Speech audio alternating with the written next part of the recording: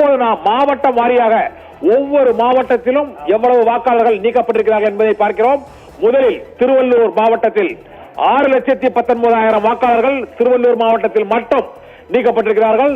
விழுப்புரம் மாவட்டத்தில் 1,83,000 வாக்காளர்கள் நீக்கப்பட்டிருக்கிறார்கள். திண்டுக்கல் மாவட்டத்தில் 3,25,000 பேர் நீக்கப்பட்டிருக்கிறார்கள். தென்காசி மாவட்டத்தில் 1,51,000 பேர் நீக்கப்பட்டிருக்கிறார்கள். மதுரை மாவட்டத்தில் 3,80,000 பேர் நீக்கப்பட்டிருக்கிறார்கள். கடலூர் மாவட்டத்தில் 2,46,000 பேர் நீக்கப்பட்டிருக்கிறார்கள். திருவள்ளூர், விழுப்புரம், திண்டுக்கல், தென்காசி, மதுரை, கடலூர் ஆகிய மாவட்டங்களில் மட்டும் கிட்டத்தட்ட 16 லட்சத்துக்கும் மேற்பட்ட வாக்காளர்கள், இந்த 6 மாவட்டத்தில் மட்டும் 16 லட்சத்துக்கும் மேற்பட்ட வாக்காளர்கள் நீக்கப்பட்டிருக்கிறார்கள். திருவள்ளூர் மாவட்டத்தில் 6,19,000, விழுப்புரம் மாவட்டத்தில் 1,83,000, திண்டுக்கல் மாவட்டத்தில் 3,25,000, தென்காசி மாவட்டத்தில் 1,51,000 வாக்காளர்கள் நீக்கப்பட்டிருக்கிறார்கள். மதுரை மாவட்டத்தில் 3,80,000 வாக்காளர்கள் நீக்கப்பட்டிருக்கிறார்கள். கடலூர் மாவட்டத்தில் 2,46,000 வாக்காளர்கள் நீக்கப்பட்டிருக்கிறார்கள். இதே போல திருவள்ளூர் மாவட்டத்தில் நீக்கப்பட்டவர்கள் 6,19,000 வாக்காளர்கள். விழுப்புரம் மாவட்டத்தில் 1,83,000 வாக்காளர்கள் நீக்கப்பட்டிருக்கிறார்கள்.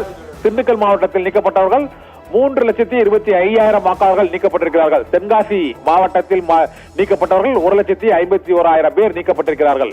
மதுரை மாவட்டத்தில் 3,80,000 பேர் வாக்காளர்கள் நீக்கப்பட்டிருக்கிறார்கள். கடலூர் மாவட்டத்தில் 2,46,000 வாக்காளர்கள் நீக்கப்பட்டிருக்கிறார்கள். ஒவ்வொரு மாவட்டத்திலும் நீக்கப்பட்ட வாக்காளர்களை பார்த்துக் கொண்டிருக்கிறோம்.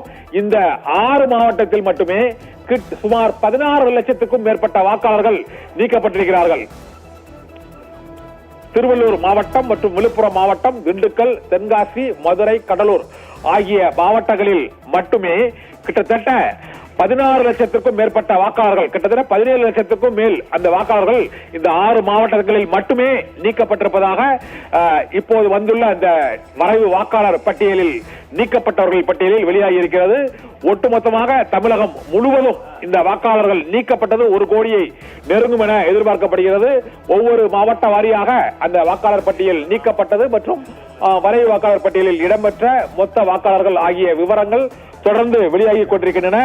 இப்போது நீக்கப்பட்ட வாக்காளர்கள், ஒவ்வொரு மாவட்டத்திலும் நீக்கப்பட்ட வாக்காளர்களை பார்த்தோம் என்றால், திண்டுக்கல் மாவட்டத்தில் 3,24,000 வாக்காளர்கள் நீக்கப்பட்டிருக்கிறார்கள்.